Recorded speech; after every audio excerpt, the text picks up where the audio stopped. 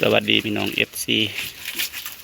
วันนี้ผมเกษตรพาเพลินพี่น้องมาอัปเดตเจ้าหน่อหมูกินหน่อกล้วยพี่น้องอันนี้เป็นหน่อกล้วยที่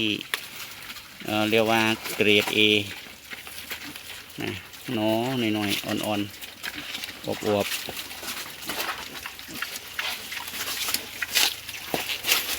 ๆน่าจะหวานแล้วก็นิ่มอร่อยนี่เจ้าหน่อหมูตอนนี้ก็เรียกว่าเริ่มกินอาหารได้หลากหลายชนิด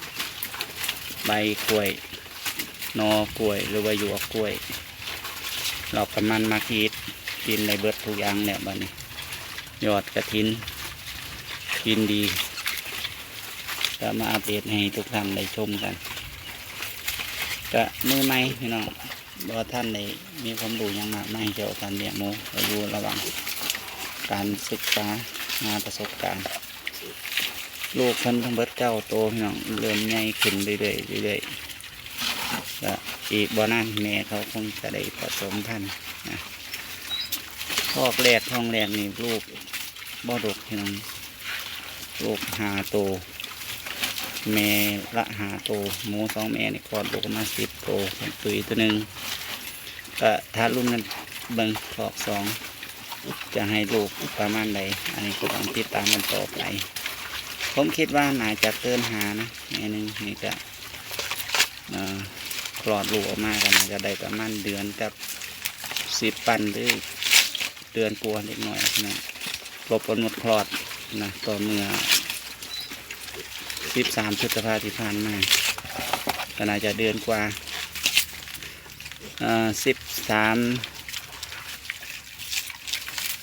มิถุนายน1 เดือนเนาะอันนี้วันที่เท่าใดนะ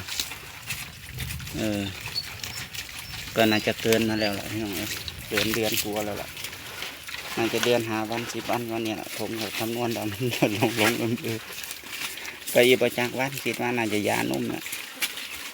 ตอนนี้หมูหน่อยก็เริ่มกินอาหารเป็นจริงเป็นจังมันมักยีดนี่ต้องมักเพิ่มแล้วต่อไปนี่มัก1 ตันนี่เกือบเบิดแล้วปกติเคยกินนี่ประมาณ3 เดือนตันหนึ่งเฉพาะแม่เขานะแต่ว่าวันนี้มีลูกมาเพิ่มก็รู้สึกว่ากินมันเบิดไวก่อนกำหนดเหลือประมาณประจักษ์ถุงคิดว่าข้างหน้าน่าจะมักเท่าละ3 ตันนะ3 ตันน่าจะพอดีพี่น้อง3 ตัน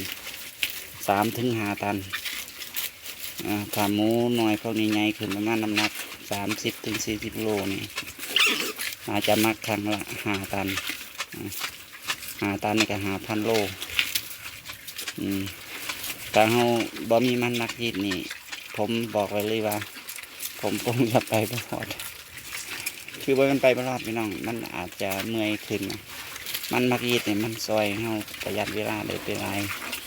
ส่วนโดยเฉพาะการไปหาพักหายังนี่ถ้าเราช่วงเราบ่ว่างเนาะ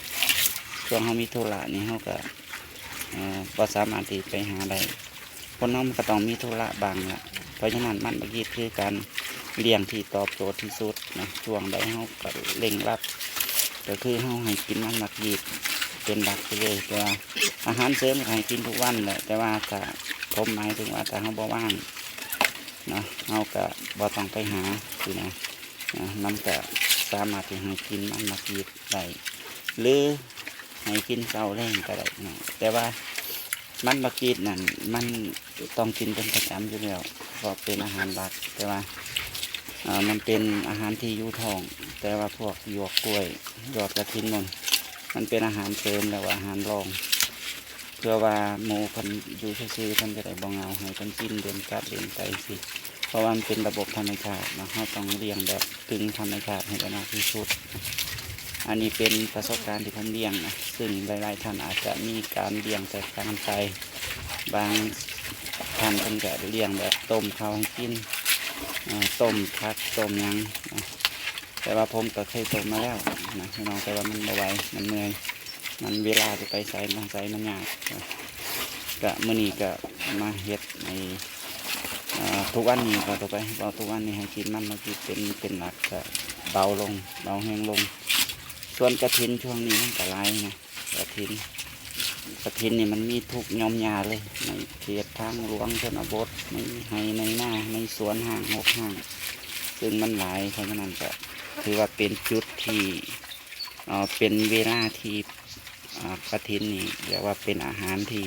กำลังรัดยอดเขาหน่วยเขาดอกนะก็ตอบโจทย์กับการเลี้ยงหมูปลาพาลูกผสมนะครับแต่สำหรับวันนี้ก็น่าจะประมาณนี้พี่น้องนะถ้าพี่น้องท่านใด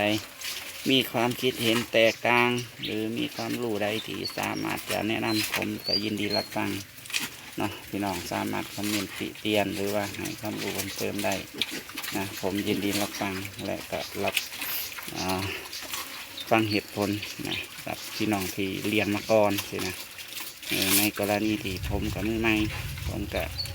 มีหน้าที่มาอัปเดตเนาะทำคลิปนะเพื่อแบ่งปันประสบการณ์ถ้าพี่น้องท่านใดมีประสบการณ์ดีกว่าก็สามารถคอมเมนต์เพื่อแลกเปลี่ยนความรู้ความเห็นกันได้สำหรับวันนี้ผมเกษตรปลาเพลินก็จะต้องขอลาไว้แต่เพียงเท่านี้พบกันใหม่ในคลิปหน้าบ๊ายบาย